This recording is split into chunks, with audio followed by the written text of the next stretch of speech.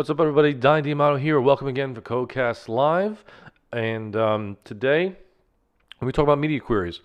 So the idea behind a media query is actually to do a couple of different things. But the thing we're going to be talking about today, should have got something to drink before this. I think I'm okay now. The thing that we're going to be doing today is going to be doing with the width of our viewport, or with the width of our page. So the idea here is that we're going to be querying the kind of media that our page is, or our code is sitting on, I should say, and getting some information about it. And then when we get that information, we're going to make some changes to the page based off of that information. So in the particular case that we'll be working with today, we're going to be doing a check to see how wide the page is. So we're going to be playing with the width. There's a lot of other different media queries that you can play with. There's other ones like checking if the user likes a different color scheme, or if the user is actually printing the web page. Could be another thing that you might use. So let's go into the code pen. Again, the code pen is listed on the bottom of this video if you want to take a peek at what we're doing. So in order to play with this right now, we're gonna actually just use the CSS. We don't even need any HTML for this, because all we're going to do is kind of show the background of the page changing. And of course, just to make this easy for ourselves, we're going to select the body here, and we're going to say the background color is red. Nice and simple. Okay, real quick. Now, what we might want to do, and again, just to talk about our page for a moment, you can see on CodePen, and this is the reason why I like having my code to one side or the other. As you can see on the bottom here, you can see like this pixel value, and that's how big the web page is, or our viewport, we should say. And at this point right now, it's 630 pixels.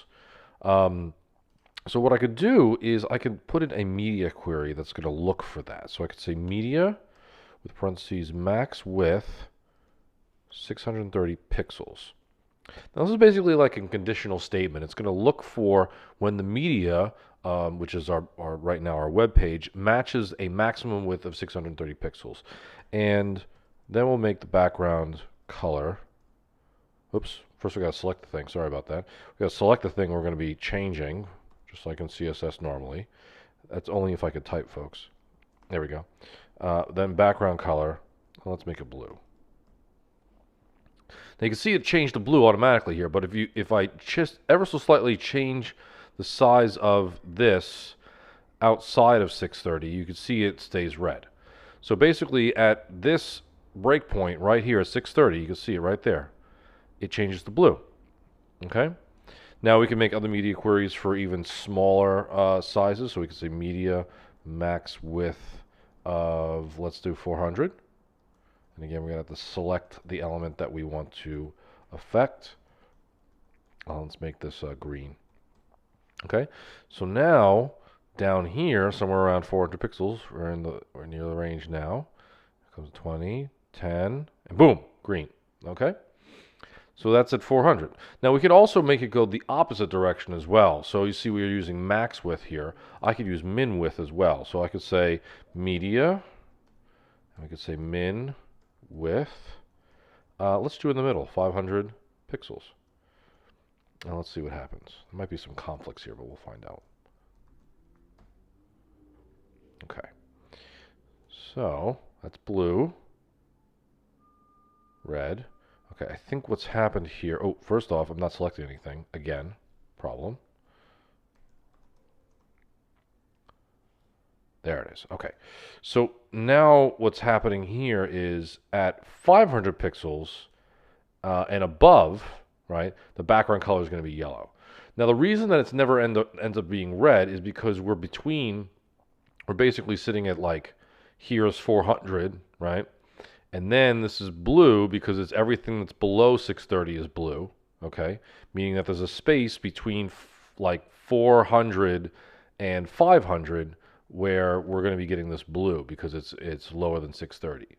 So that's why we're getting this between 400, right here's 400 right here, and then 500 should be yellow. There it is. You see that there?